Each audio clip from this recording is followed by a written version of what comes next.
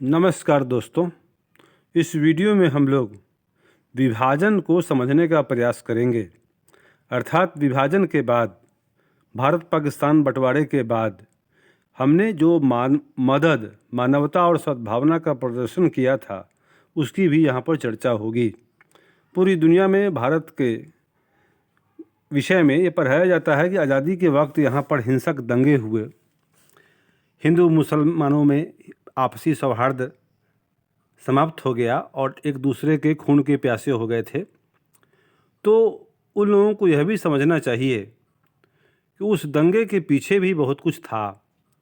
वो थी मदद करने की भावना, मानवता और सद्भावना। ऐसा नहीं है कि उस समय सारे हिंदू मुस्लिम एक दूसरे के खून के प्यासे ही थे, बल्कि बहुत सारे ऐसे लोग थे जिन्होंने एक दूसरे की मदद की, इस प्रकार से मानवता की मशाल को जलाए रखा और एक दूसरे के प्रति सद्भावना प्रदर्शित की। तो इसको ध्यान में रख करके हम लोग आज स्टैंडर्ड 12th के लिए एनसीईआरटी हिस्ट्री के अंतर्गत ये वीडियो है आपकी सेवा में प्रस्तुत है। कॉम्पिटिटिव एग्ज़ाम्स की तैयारी करने वाले दोस्तों के लिए यह वीडियो, मेरा ये चैनल बहुत हेल्पफुल इसलिए होता है क्योंकि यहाँ पर स्टैंडर्ड 6 से लेकर के स्टैंडर्ड 12 तक के लिए हिस्ट्री एनसीईआरटी का सारा लाइन बाय लाइन पढ़ाया हुआ है। तो अगर आप उसको देखना चाहते हैं, लाइन बाय लाइन पढ़ना चाहते हैं, तो प्लीज़ मेरे इस चैनल को सब्सक्राइब करें और इसका लाभ उठाएं। तो ठीक है, आगे बढ़ते हैं। मदद, मानवता और सद्भावना। हिंसा के कचरे और विभाजन की पीड़ा के तले इंसानियत और सौहार्द का एक विशाल इतिहास दबा पड़ा है। आज़ादी के समय जो दंगे हुए, उसके पीछे इंसानियत और सौहार्द का एक विशाल इतिहास भी दबा पड़ा है। अब्दुल लतीफ़ के मर्मस्पर्शी बयानों जैसे बहुत सारे वृत्तांतों से इस बात का पता चलता है। इतिहासकारों ने इस आशय की अनगिनत कहानियाँ उजागर की हैं कि किस तरह बहुत सारे आम लोग बंटवारे के वक्त एक दूसरे की मदद भी कर रहे थे। ये आपसी हमदर्दी और साझेदारी नए मौक़ों के खुलने और सदमे पर विजय की कहानियाँ हैं। इस लिहाज से खुशदेव सिंह हमारे सामने एक बेहतरीन मिसाल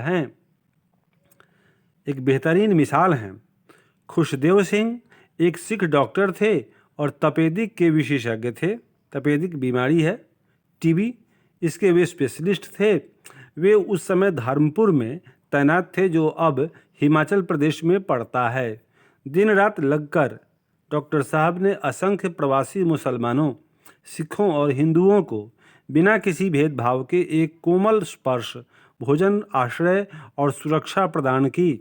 धर्मपुर के लोगों में उनके इंसानी जज्बे और सहृदयता के प्रति गहरी आस्था और विश्वास पैदा हो गया था। उन पर लोगों का वैसा ही भरोसा था जैसा दिल्ली और कई जगह के मुसलमानों को गांधी जी पर था। उनमें से एक मोहम्मद उमर ने खुशदेव सिंह को चिट्ठी में लिखा था, पूरी विनम्रता से मैं यह कहना चाहता हूँ कि मुझे आपके अलावा किसी की शरण में सुरक्षा दिखाई नहीं देती, इसलिए मेहरबानी करके आप मुझे अपने अस्पताल में एक सीट दे दीजिए। इस डॉक्टर द्वारा किए गए अथक राहत प्रयासों के बारे में उनके संस्मरणों love is stronger than hate, a remembrance of 1947, मोहब्बत नफ़रत से ज़्यादा ताकतवर होती है, और 1947 की यादें से पता चलता है। यहाँ डॉक्टर साहब ने अपने कामों को बयान करते हुए लिखा है कि यह एक इंसान होने के नाते बिरादर इंसानों के प्रति अपनी जिम्मेदारी का निर्वाह करते हुए मेरी छोटी सी कोशिश थी। उन्होंने 1949 में कराची की 2 संक्षिप्त यात्राओं का गर्व से जिक्र किया है। उनके पुराने दोस्तों और धर्मपुर में उनसे मदद लेने वालों को कराची हवाई अड्डे पर उनके साथ कुछ यादगार घंटे बिताने का मौका मिला। पहले से उन्हें जानने वाले 6 पुलिस कांस्टेबल उन्हें लेकर जहाज़ तक गए और जहाज़ पर चढ़ते हुए उन्हें सलामी दी। मैंने हाथ जोड़कर उनका अभिवादन किया। मेरी आंखों से आंसू छलक आए थे। मौखिक गवाही और इतिहास। क्या आपने उन चीज़ों पर गौर किया है जिनके सहारे इस अध्याय में विभाजन के इतिहास को सूत्रों में पिरोया जा रहा है। मौखिक वृत्तांत, संस्मरण, डायरियाँ, पारिवारिक इतिहास और स्वलिखित ब्यौरे, इन सबसे तक़सीम के दौरान आम लोगों की कठिनाइयों व मुसीबतों को समझने में मदद मिलती है। लाखों लोग बंटवारे की पीड़ा तथा एक स्याह दौड़ की चुनौती के रूप में देखते हैं। बंटवारे को पीड़ा तथा एक स्याह दौड़ की चुनौती के रूप में देखते हैं। उनके लिए यह सिर्फ संवैधानिक विभाजन या मुस्लिम लीग, कांग्रेस अथवा औरों की दलगत सियासत का मामला ही नहीं था। उनके लिए यह जीवन में अनपेक्षित बदलावों का वक्त था। 1946 से 1950 के और उसके बाद भी जारी रहने वाले इन बदलावों से निपटने के लिए मनोवैज्ञानिक, भावनात्मक और सामाजिक समायोजन की ज़रूरत थी। यूरोपीय महाध्वंस, होलोकॉस्ट की तरह हमें विभाजन को सिर्फ एक राजनीतिक घटना के रूप में नहीं देखना चाहिए, बल्कि इससे गुजरने वालों द्वारा उसे दिए गए अर्थों के जरिए भी समझना चाहिए। किसी घटना की हकीकत को स्मृतियों और अनुभवों से भी आकार मिलता है। व्यक्तिगत स्मृतियों, जो एक तरह का मौखिक स्रोत है, इतिहास का मौखिक स्रोत है, व्यक्तिगत स्मृतियाँ की एक खूबी यह है कि उनमें हमें अनुभवों और स्मृतियों को और बारीकी से समझने का मौका मिलता है।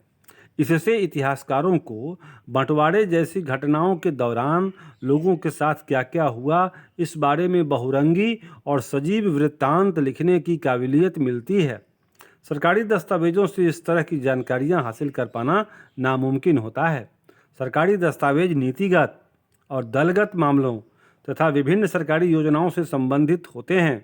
विभाजन के मामले में सरकारी रिकॉर्डों व फाइलों और आला सरकारी अफसरों के निजी लेखन से अंग्रेज़ों तथा प्रमुख राजनीतिक पार्टियों के बीच भारत के भविष्य या शरणार्थियों के पुनर्वास के बारे में चलने वाली वार्ताओं पर तो काफ़ी रोशनी पड़ती है, लेकिन उनसे देश विभाजन के लिए सरकार द्वारा लिए गए फैसलों से प्रभावित होने वालों के रोज़मर्रा हालात और अनुभवों के बारे में खास पता नहीं चलता। मौखिक इतिहास से इतिहासकारों को गरीबों और कमज़ोरों, मसलन अब्दुल लतीफ़ के पिता, थुआ खालसा की औरतों, गेहूं के खाली बोरों को बेचकर 4 पैसे का जुगाड़ करने और थोक भाव पर खुदरा गेहूं बेचने वाले शरणार्थियों, बिहार में बन रही सड़क पर काम के बोझ से दोहरी हुई जा रही एक मध्यवर्गीय बंगाली विधवा, एक पेशावरी व्यापारी जिसे भारत जाकर कटक में छोटी मोटी नौकरी गजब की चीज़ दिखाई दे रही थी, लेकिन जिसे यह मालूम न था कि कटक कहाँ है, यह हिंदुस्तान के ऊपरी हिस्से में है या निचले हिस्से में। पेशावर में तो हमने कभी उसके बारे में सुना नहीं कि अनुभवों को उपेक्षा के अंधकार से निकालकर अपने विषय के किनारों को और फैलाने का मौका मिलता है। इस प्रकार संपन्न और सुज्ञात लोगों की गतिविधियों से आगे जाते हुए विभाजन का मौखिक इतिहास ऐसे मर्दों औरतों के अनुभवों की पड़ताल करने में कामयाब रहा है जिनके वजूद को अब तक नज़रअंदाज कर दिया जाता था, सहज स्वाभाविक मान लिया जाता था, या जिनका मुख्य धारा के इतिहास में बस चलते चलते जिक्र कर दिया जाता था। यह उल्लेखनीय बात है क्योंकि जो इतिहास हम आम तौर पर पढ़ते हैं उसमें आम इंसानों के जीवन और कार्यों को अक्सर पहुंच के बाहर या महत्वहीन मान लिया जाता है। अभी भी बहुत सारे इतिहासकार मौखिक इतिहास के बारे में शंकालु हैं। वे यह कहकर इसको खारिज कर रहे हैं कि मौखिक जानकारियों में सटीकता नहीं होती और उनसे घटनाओं का जो क्रम उभरता है वह अक्सर सही नहीं होता।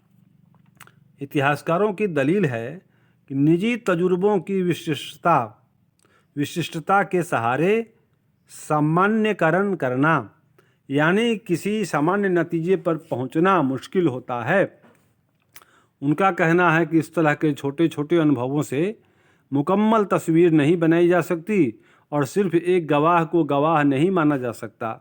उनको यह भी लगता है कि मौखिक विवरण सतही मुद्दों से ताल्लुक़ रखते हैं और यादों में चस्पा रह जाने वाले छोटे छोटे अनुभव इतिहास की बृहत्तर प्रक्रियाओं का कारण ढूंढने में अप्रासंगिक होते हैं। भारत के विभाजन और जर्मनी के महाध्वंस जैसी घटनाओं के संदर्भ में ऐसी गवाहियों की कोई कमी नहीं होगी जिनसे पता चलता है कि उनके दरमियान अनगिनत लोगों ने कितनी तरह की और कितनी भीषण कठिनाइयों व तनावों का सामना किया। इस प्रकार इनमें रुझानों की शिनाख्त करने और अपवादों को चिन्हित करने के लिए साक्ष्यों की भरमार है।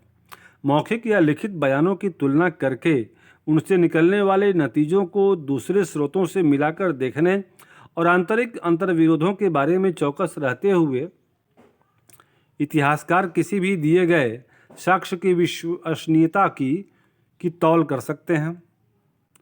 इसके अलावा वैसे भी अगर इतिहास में साधारण और कमज़ोरों के वजूद को जगह देनी है तो यह कहने में कोई हर्ज नहीं है कि बंटवारे का मौखिक इतिहास केवल सतही मुद्दों से संबंधित नहीं है। विभाजन के अनुभव पूरी कहानी का इस कदर केंद्रीय हिस्सा है कि अन्य स्रोतों की जांच करने के लिए मौखिक स्रोतों तथा मौखिक स्रोतों की जांच करने के लिए अन्य स्रोतों का इस्तेमाल किया ही जाना चाहिए। अलग तरह के सवालों के जवाब ढूंढने के लिए अलग तरह के स्रोतों को तो ढूंढना ही होगा। मिसाल के तौर पर सरकारी रिपोर्टों से हमें भारतीय और पाकिस्तानी सरकारों द्वारा बरामद की गई औरतों की अदला बदली और तादाद का पता तो चलता है, लेकिन उन औरतों ने भोगा क्या, उन पर क्या कुछ बीता, इसका जवाब तो सिर्फ वे औरतें ही दे सकती हैं, कोई लिखित दस्तावेज नहीं। तो इस प्रकार से हम लोगों ने ये देखा कि आज़ादी के समय जो दंगे भड़के उसके अंदर ये मानवीय तस्वीर भी भारतीय समाज ने प्रस्तुत की। अब उसके बाद हम लोग कुछ इम्पोर्टेंट ये गाइडलाइन है, इसको हम लोग देख लेंगे। ये है काल रेखा। 1930 में आपको प्रसिद्ध उर्दू कवि मोहम्मद इकबाल एकीकृत ढीले ढाले भारतीय संघ के भीतर एक उत्तर पश्चिमी भारतीय मुस्लिम राज्य की ज़रूरत का विचार पेश करते हैं। ये कब हुआ? 1930 में। 1933 और 1935 की बात करते हैं तो कैम्ब्रिज में पढ़ने वाले एक पंजाबी मुसलमान युवक चौधरी रहमत अली ने पाकिस्तान नाम पेश किया। 1937 से 39 ब्रिटिश भारत के 11 में से 7 प्रांतों में कांग्रेस के मंत्रिमंडल सत्ता में आए। 1940 लाहौर में मुस्लिम लीग मुस्लिम बहुल इलाकों के लिए कुछ हद तक स्वायत्तता की मांग करते हुए प्रस्ताव पेश करती है। 1946 प्रांतों में चुनाव संपन्न होते हैं। सामान्य निर्वाचन क्षेत्रों में कांग्रेस को और मुस्लिम सीटों पर मुस्लिम लीग को शानदार कामयाबी मिलती है। मार्च से जून ब्रिटिश कैबिनेट अपना 3 सदस्यीय मिशन दिल्ली भेजता है। अगस्त मुस्लिम लीग पाकिस्तान की स्थापना के लिए प्रत्यक्ष कार्यवाही के पक्ष में फैसला लेती है। 16 अगस्त कलकत्ता में हिंदू, सिखों और मुसलमानों के बीच हिंसा फूट पड़ती है। कई दिन चलने वाली इस हिंसा में हजारों लोग मारे जाते हैं। मार्च 1947 कांग्रेस हाईकमान पंजाब को मुस्लिम बहुल और हिंदू सिख बहुल हिस्सों में बांटने के पक्ष में फैसला लेता है और बंगाल में भी इसी सिद्धांत को अपनाने का आह्वान करता है। मार्च 1947 के बाद अंग्रेज भारत छोड़कर जाने लगते हैं। 14-15 अगस्त 1947 पाकिस्तान का गठन होता है। भारत स्वतंत्र होता है। महात्मा गांधी सांप्रदायिक सौहार्द बहाल करने के लिए बंगाल का दौरा करते हैं। तो दोस्तों ये रहा। अगर अच्छा लगता हो तो प्लीज़ सब्सक्राइब करें और शेयर भी करें और इसको लाइक भी करें। Thank you for viewing. Have a nice day.